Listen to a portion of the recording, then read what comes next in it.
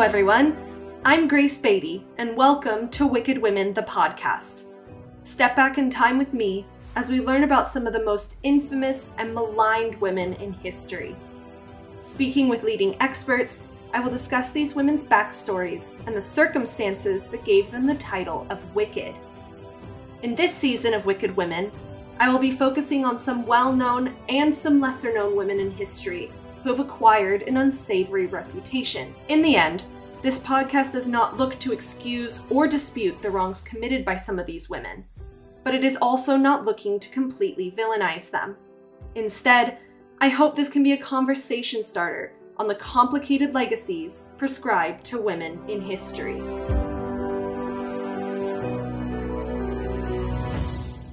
In today's episode, I will be analyzing the life and legacy of Jane Boleyn, Lady Rochford, the sister-in-law to Anne Boleyn, and executed alongside Catherine Howard. Discussing Jane's life and legacy with me today will be Claire Ridgway, a historian, best-selling author, and founder of the website The Anne Boleyn Files, and Adam Pennington, the creator of the widely popular blog and Instagram page The Tudor Chest. Continue listening to learn more about this mysterious and interesting woman from history. She was witness to some of the most monumental events of Henry VIII's reign. She was a lady-in-waiting to 5 of his 6 queens, the sister-in-law to one, and a cousin-in-law to another. She callously brought down the downfall of her husband and sister-in-law, and led a young girl farther into sin and ultimately to the block. Or so the legend goes. When Jane Boleyn, Lady Rochford, laid her head upon the block on that cold February morning, the real woman died, and a myth of the infamous Lady Rochford was born. Through media portrayals and historical analysis, Jane Boleyn's legacy has become one of scorned wife, jealous sister-in-law, and scheming lady-in-waiting. Her story is defined by betrayal, revenge, schemes, manipulation, and death. As 18th century historian Charles Coote put it, the infamous Lady Rochford justly deserved her fate for the concern which she had in bringing Anne Boleyn, as well as her own husband, to the block. However, as we will discuss later in this episode, that assertion is more myth than fact.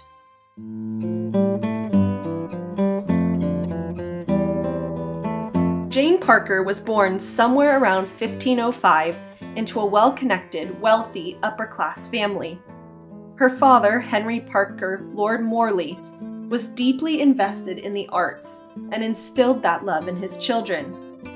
Through her mother, Alice St. John, Jane was a distant relative of Henry VIII.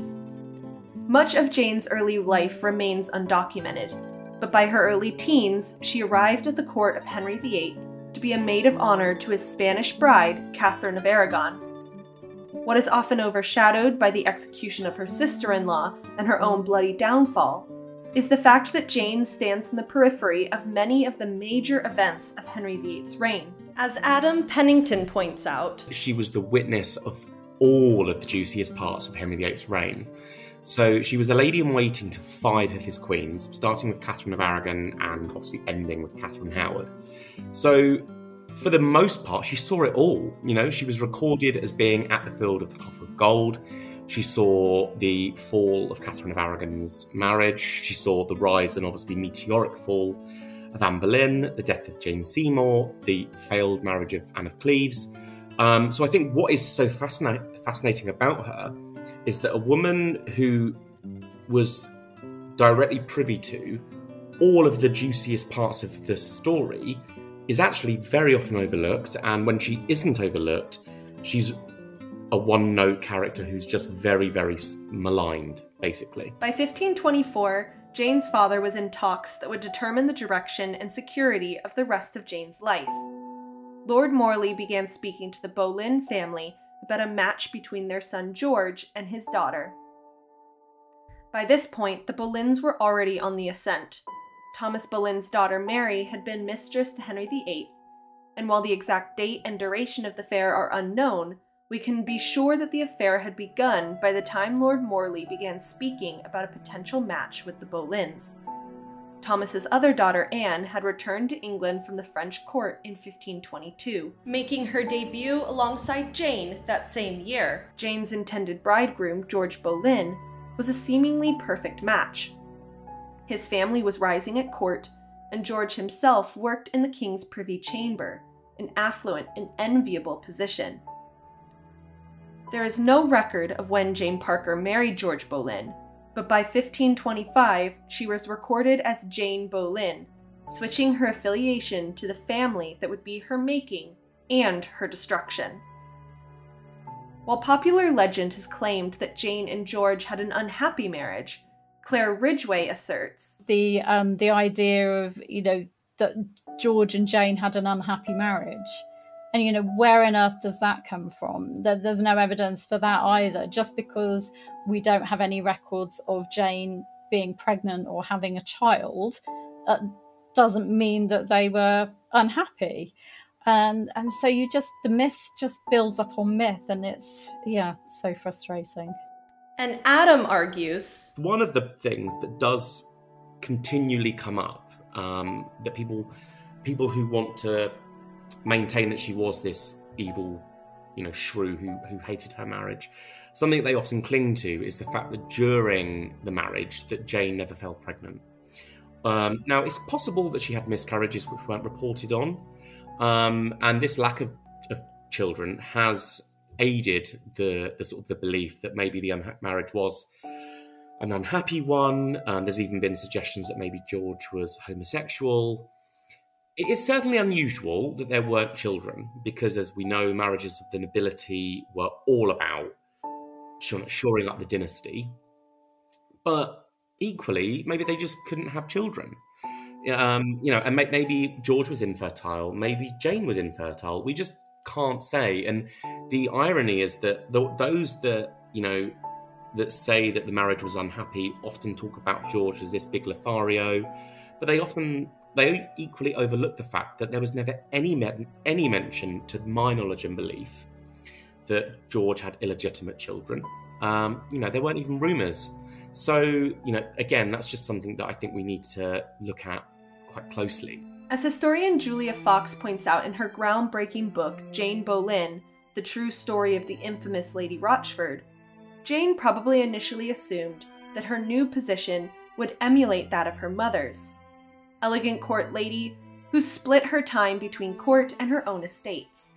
What she never could have envisioned is that she would become entangled in the most scandalous love affair of her era.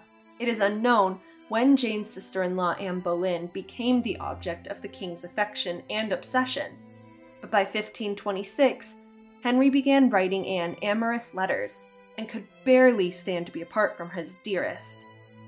What followed was an almost 7-year battle for Henry to obtain an annulment from his first wife and make Anne his queen. There is no record of Jane's thoughts about this unbelievable turn of events, but she was most certainly aware of and enjoying the bounty from the Boleyns' rise. Henry showered gifts, titles, and estates on the Boleyn family. In 1529, George was granted the title Viscount Rochford, making Jane a Viscountess. In the fall of 1532, after years of struggling against the Catholic Church and his first wife, Catherine of Aragon, Henry took matters into his own hands to make Anne his wife. In April of 1532, at the Convocation of Canterbury, England's clergy were forced to accept Henry VIII's supremacy over the Pope on church matters. Secure in his own self-worth and power, Henry sailed for Calais, France, with the Boleyn family to meet with the King of France. Anne spends her time in France living as a queen in all but name.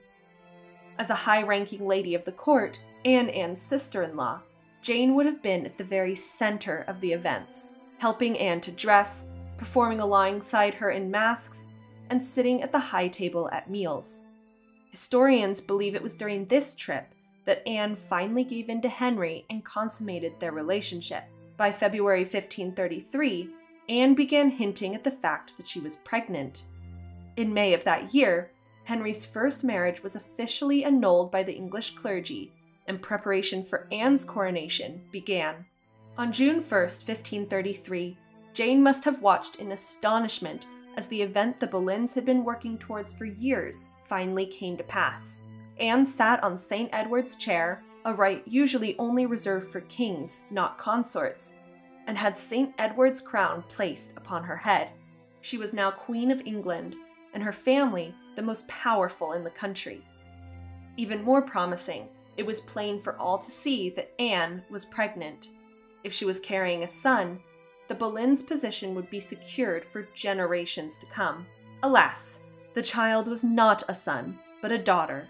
Henry assured Anne that they were still young and could try again, but this fact must have struck fear into Jane and the entire Boleyn family, who knew that their position relied on Anne having a son and heir. After a second pregnancy that ended in a miscarriage, Henry's eyes began to wander. Film and television often portray Anne and Jane as having a strained and sometimes outright volatile relationship. The historical records do not go along with that narrative. Here's Adam. If you look at Anne, for example, we're regularly told that the two women hated each other, that they fought, that they came to blows. I mean, it's shown in Wolf Hall slapping Jane Boleyn, but there's literally no evidence for this. In fact, what the records tell us paints a really different picture. So if, for example, in 1534, by this point, Anne is queen, and Jane was called on Anne to help her uncover an affair that Anne suspected Henry VIII was having. Jane agreed, and the two, and possibly other ladies-in-waiting, they went sort of full-on Miss Marple and staged a sort of undercover investigation. Now, not only does that show Anne Boleyn trusting Jane, but it shows a certain... I think it shows that Jane was willing to play her part as a Boleyn and do what she could to protect the family name. Now, I hasten to add it did her no favours at court, because Henry VIII found out, was furious, and actually banished Jane from court for a time. But, as I said, it just, to me, speaks volumes about her relationship with Anne. And we still see it today. And for whatever reason, we do tend to like pitting women, particularly royal women, against each other. And we still see that now. If you look at the 1980s, you had the Princess of Wales, Diana, versus the Duchess of York, Sarah, and then much more recently, we've had Kate versus Meghan. It still goes on today. It's the easy route to take, that of the scorned and angry wife versus the queen who went down but shouldn't have.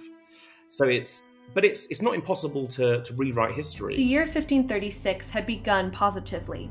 Anne was once again pregnant and back in the king's affection. Catherine of Aragon died on January 7th, 1536, and on the day of her internment, Anne miscarried her salvation. Jane would have known that the only way to save the Boleyns was for Anne to become pregnant again, but Anne confided in Jane that at times Henry found it difficult to perform in the bedroom, making another pregnancy far from assured. Jane quickly passed on this information to her husband, never realizing that this piece of information would help bring about her husband's demise. It is unknown whether Jane ever looked back on her life before her death, but if she had, she could have pinpointed the exact day that her charmed life fell apart. On the 2nd of May, 1536, Anne and George were arrested and taken separately to the Tower of London. This event began the vilification of Jane for centuries to come. Henry's chief minister, Thomas Cromwell, led the investigation into Anne's supposed unchaste life. The records show that one of the women questioned was Jane. Jane's existence depended on this interrogation. If Cromwell and Henry did not find her answers satisfactory, she could be sent to the Tower, and Henry had proven in the past that he did not hesitate sending a woman to her death. What Jane said in the interrogation, and her motivations for saying them, have become myth. Many historians and audiences believe that she held a deep resentment towards the close relationship between her husband and sister-in-law. With this jealousy at a boiling point, she maliciously provided Cromwell with evidence that pointed towards an incestuous relationship between the siblings. In truth, Jane's role in George and Anne's downfall is much murkier, and many of the accusations leveled at her have come from a misreading of the primary sources. As Claire states, so Alison Weir, for example, and she is just one example in her book, The Lady in the Tower, which, you know, a lot of people read, a fantastic book that focuses on Anne's fall. I mean, she cites Edward Lord Herbert of Cherbury, who was a 17th century biographer, so not that far removed, as describing Jane as a particular instrument in the ruin of her husband and sister. And she says that he bases this idea of Jane, this awful idea of Jane, on contemporary evidence, such as Anthony Anthony's Lost Journal, the works, the writings, letters of Eustace Chapuis, the Imperial Ambassador, an anonymous Portuguese account, the poem by Lancelot de Carle, who was secretary to the French ambassador in 1536. He was on the ground in London. And Jane's execution confession. So you would think that that was pretty solid kind of, you know, evidence to back up this idea of Jane as the baddie. But you then read the work of Julia Fox, and I really have got to say that if you're interested in Jane, you've really got to read Julia Fox's book and Charlie Fenton's book as well. Julia and John Guy have pointed out that Lord Herbert of Cherbury actually wasn't quoting from Anthony Anthony's Lost Chronicle. He was actually quoting his own work, as you do, quoting your own work. That Eustace Chapuis, the Imperial Ambassador, never names Jane as a witness against George and Anne. That the Portuguese source doesn't name her either. It just talks about that person. So it's a bit of a leap to go from that person to Jane Boleyn. Lancelot de Carle, if you read his whole poem, is talking about Elizabeth, Lady Worcester, not Jane Boleyn. And then there's no confession, there's no execution confession. That is a work of fiction. We actually have an eyewitness account written by a London merchant, Otwell Johnson, who was present at Jane's execution and the execution of Catherine Howard. And, you know, Jane died with dignity, with courage, and she did not confess to being involved in the falls of Anne and George at all. And then, of course, some people use the idea of George's words at his trial, saying that, you know, he blamed Jane, but he said, on the evidence of only one woman, you are willing to believe this great evil of me, and on the basis of her allegations, you are deciding my judgment. But if he was meaning Jane there, surely he would have said, on the evidence of my wife, you know, my jealous wife or something. It sounds really like he's talking about the Countess of Worcester, who is mentioned, you know, in the primary sources, or Lady Wingfield. Their names come up, you know, in the sources for the trials. And also Jane sends George a letter of comfort while he's in the Tower, and he sends thanks back to her. You think if he had any idea that she was involved or that they had a bad relationship, that, you know, he might not bother sending thanks, and she might not bother sending a letter, you know, of comfort to him. So these myths have grown round evidence that just isn't there. Uncharacteristically of a scheming, vindictive wife, Jane was the only person to write letters of comfort to her husband in the Tower. She was forbidden from writing him directly, so she wrote to the Constable of the Tower, William Kingston, with the hope that he would pass them on to George. Thomas Boleyn quietly retreated from the court, leaving little support to his children. With the Boleyn men cowering from Henry's wrath, Jane could do little more than watch in horror as the case against George and Anne was created. During her interrogation by Cromwell, Jane revealed the unsavory comment made by Anne about Henry's occasional impotence. During George's trial, he was asked to read a question silently and simply answer yes or no. George instead read the question out loud, which asked if his wife had told him if the king had difficulty performing his husbandly duties. This foolhardy show of defiance sealed George's fate. Henry did not take public humiliation lightly. As historian Julia Fox wrote, Jane had not rushed to tell tales, but she had buckled under the pressure of relentless questioning. Confronting the first major test of her courage, she had given way. She had repeated to Cromwell Anne's indiscretions about Henry's sexual inadequacies. It was her weakness under interrogation that gave her future detractors, happy to find a scapegoat to exonerate the king from the heinous charge of callously killing his innocent wife, the ammunition to maintain that it was her evidence that had fooled Henry and destroyed Anne and George. On May 17, 1536, George was beheaded on the Tower Hill, with Anne following him to a more private scaffold a day later. Many portrayals of Jane would have us believe this fact would have left her overflowing with joy, but as Adam points out, Jane had much more to lose from the fall of the Boleyns than to gain. Tudor England was a deeply, deeply patriarchal society. Jane was not Jane Parker, she was Jane Boleyn. She was a Boleyn.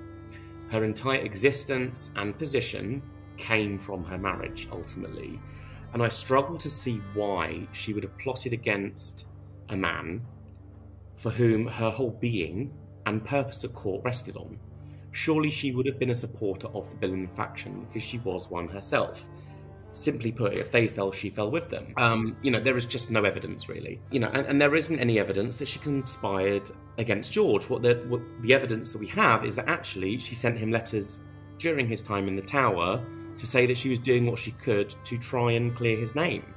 That's something that's just not talked about very often. For the Boleyn family, the downfall of Anne Boleyn was a permanent exile from court life, but not for Jane.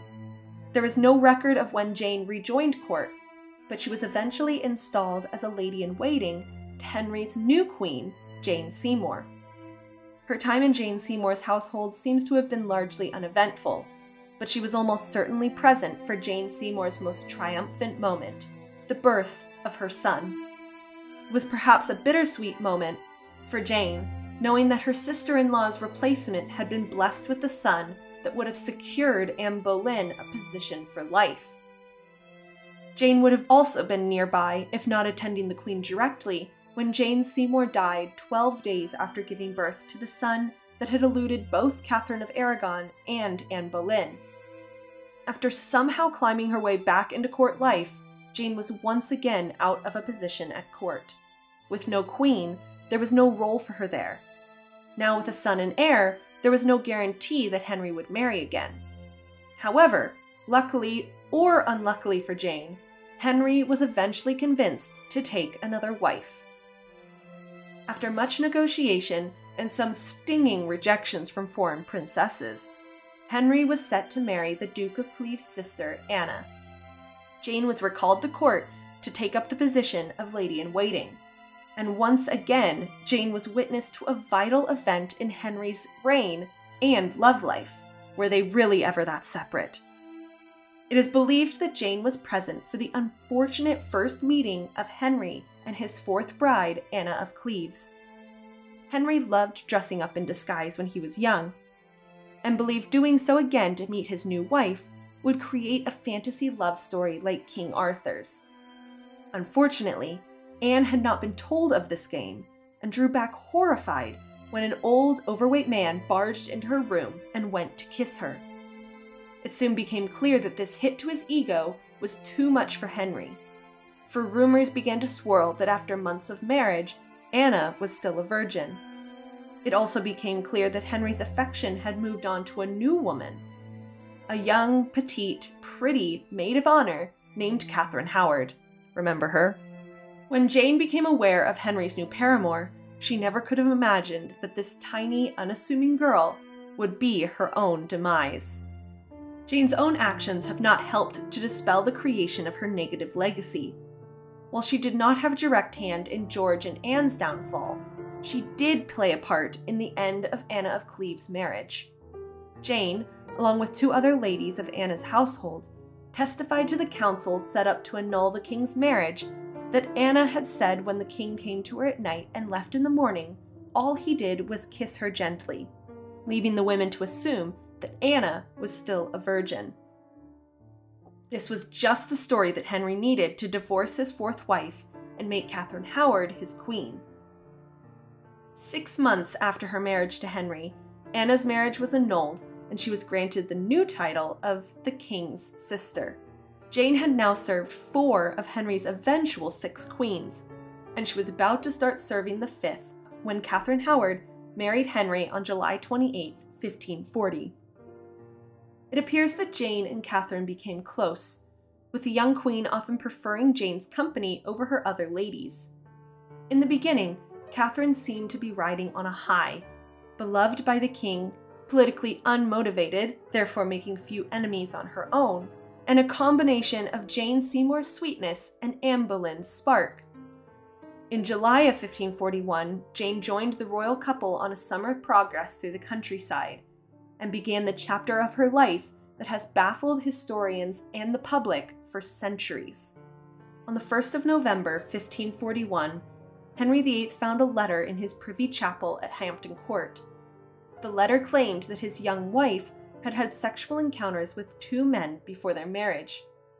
Jane may have known some of these stories from Catherine, or she may have been as surprised as Henry. What quickly became clear was that Catherine's position as queen was in grave danger. Catherine was confined to her rooms with her ladies and questioned by Archbishop Cranmer, the man who had made the marriage of Henry and Jane's sister-in-law, Anne Boleyn, possible.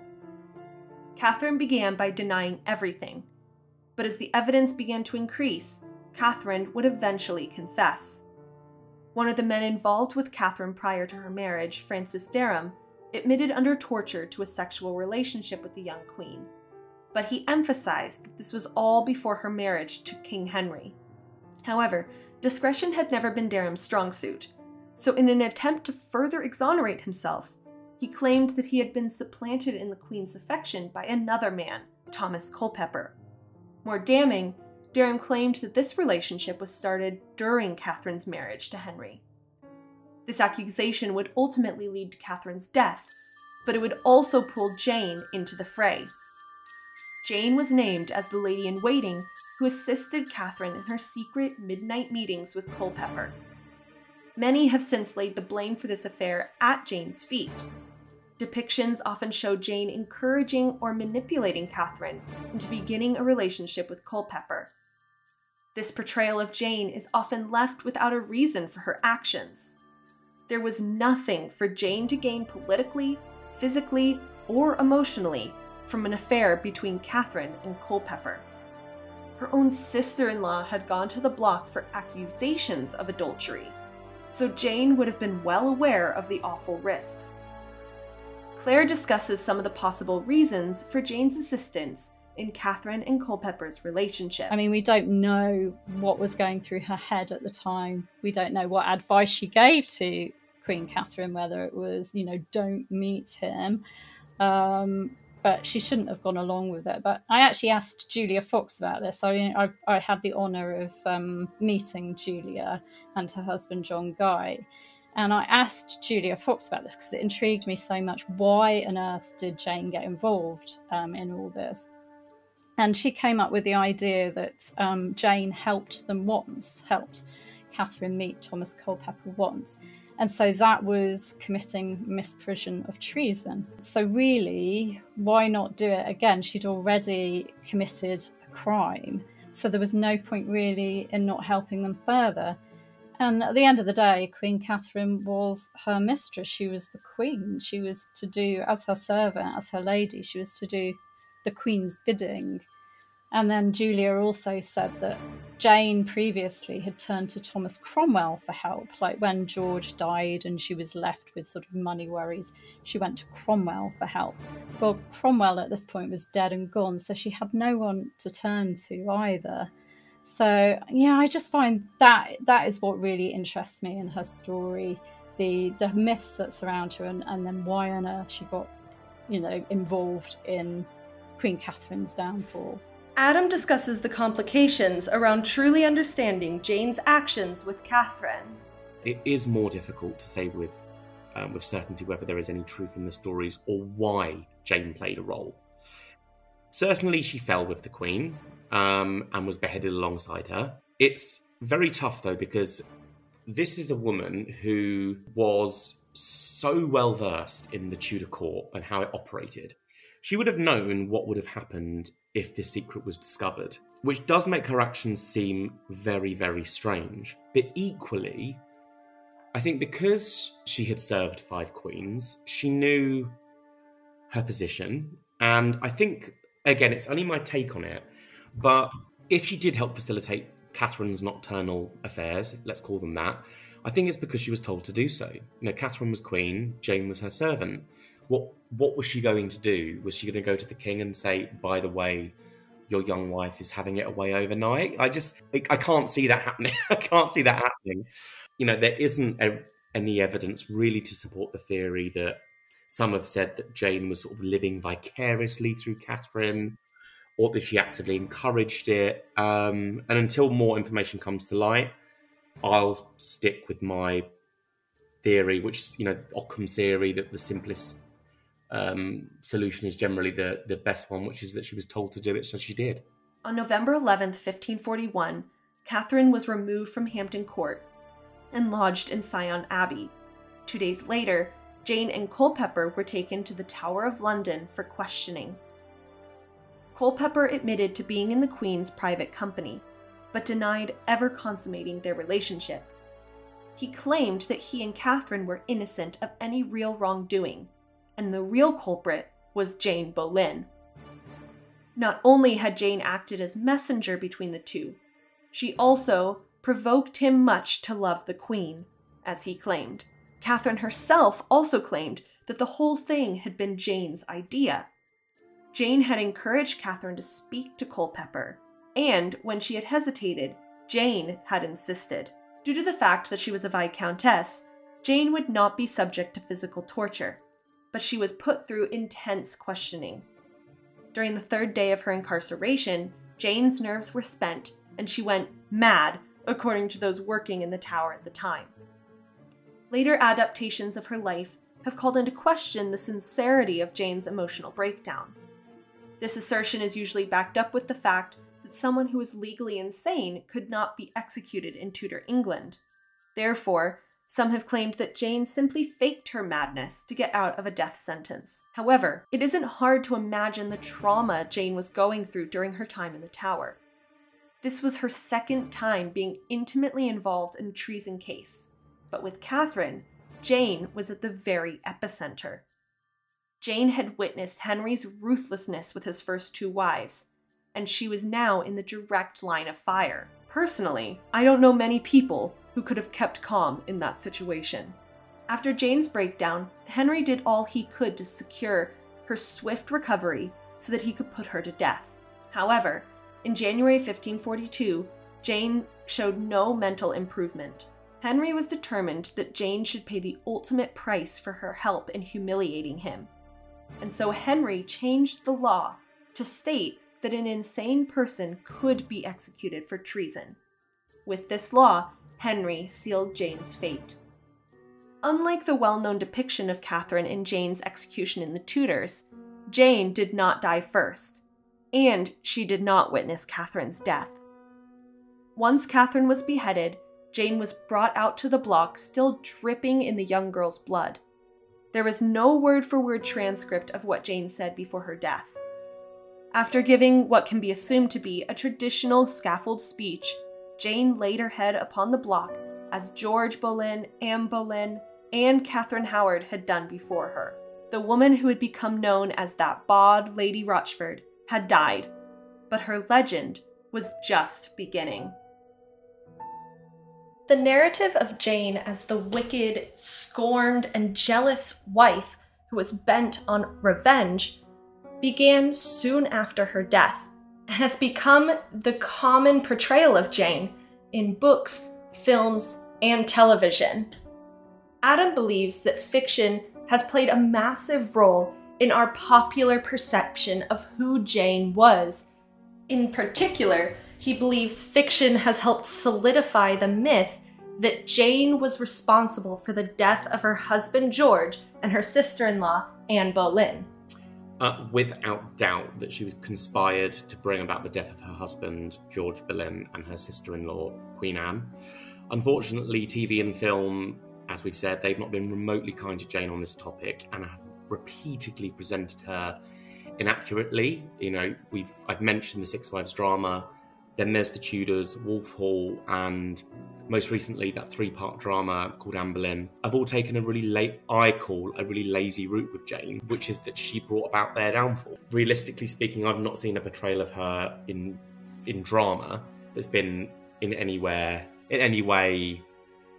feels authentic. And again, I think I take to task the producers and sort of screenwriters of adaptations of drama series for just taking the lazy route.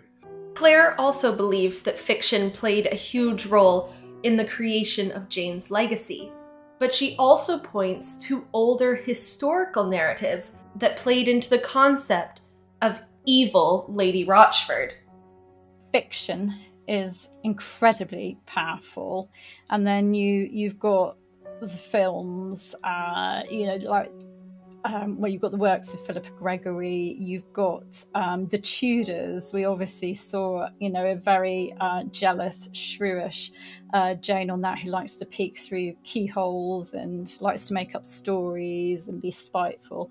And that is very, very powerful, and that is hard to overcome. Even if you're kind of quoting historical sources at people, you're still fighting a picture that they've built up in their minds. And, you've even got, if people do go to history books, Lacey Baldwin-Smith, in his biography of Catherine Howard, talks of Jane as a pathological meddler with the instincts of a procuress who achieves a vicarious pleasure from arranging assignations.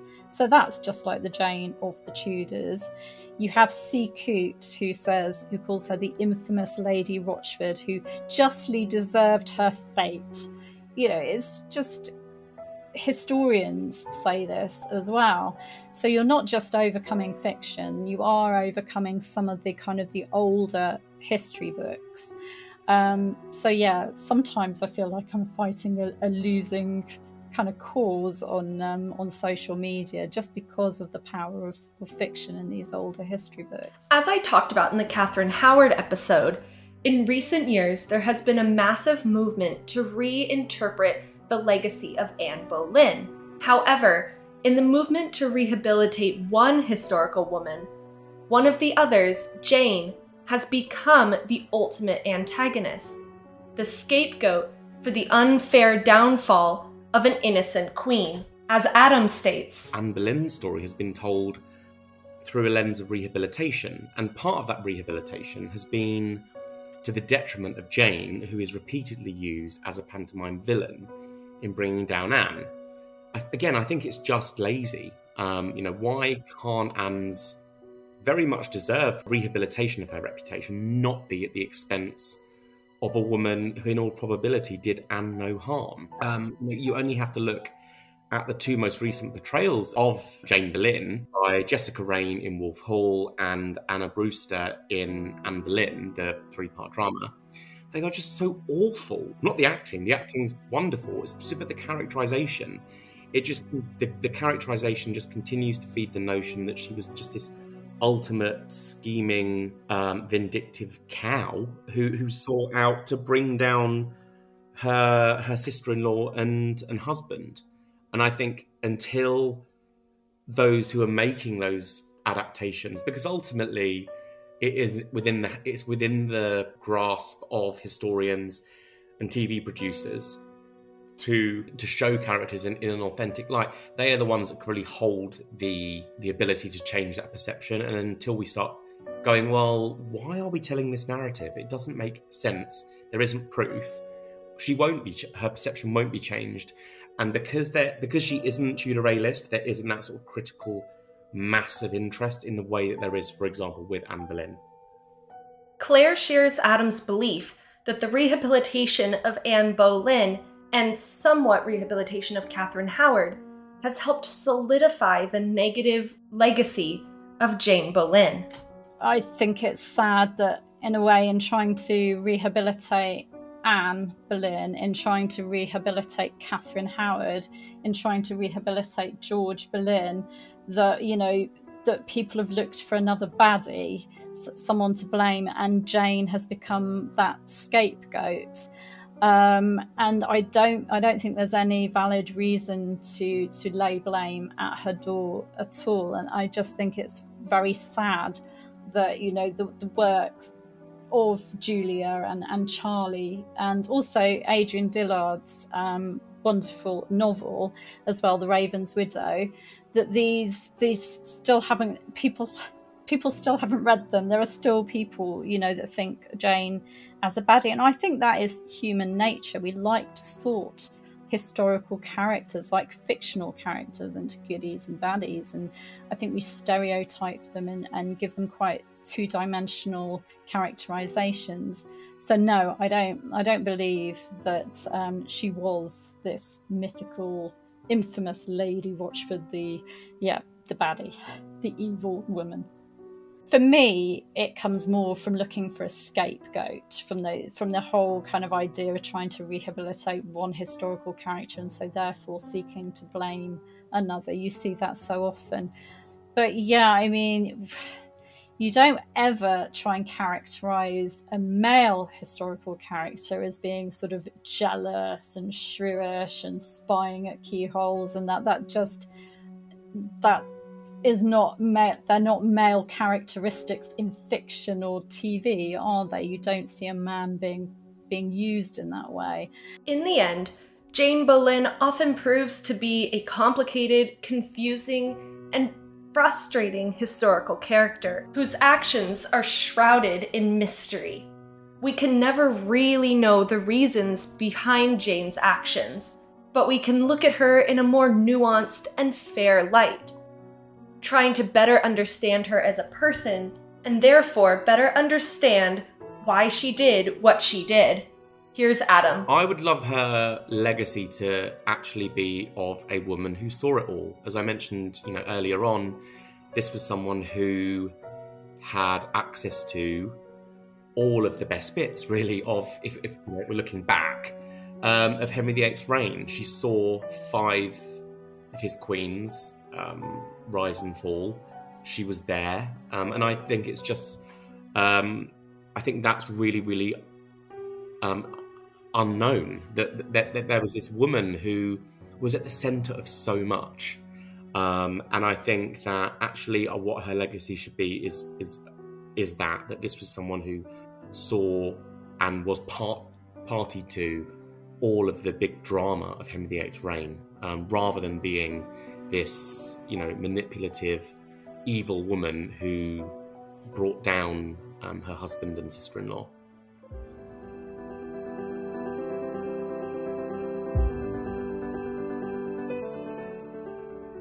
The wicked legacy of Jane Boleyn, Lady Rochford, did not happen overnight, but has come out of years of negative and caricatured portrayals. The stereotype of a scorned and vengeful wife is placed on Jane in almost every fictional and many non-fictional portrayals. Jane was damned in life and history the moment Henry VIII signed her death warrant, and her posthumous reputation has remained sullied ever since. When Jane walked down the aisle to marry George Boleyn, she never could have imagined the path her life would take. Jane took to the grave the truth of her association with the downfall of the Boleyns and Catherine Howard.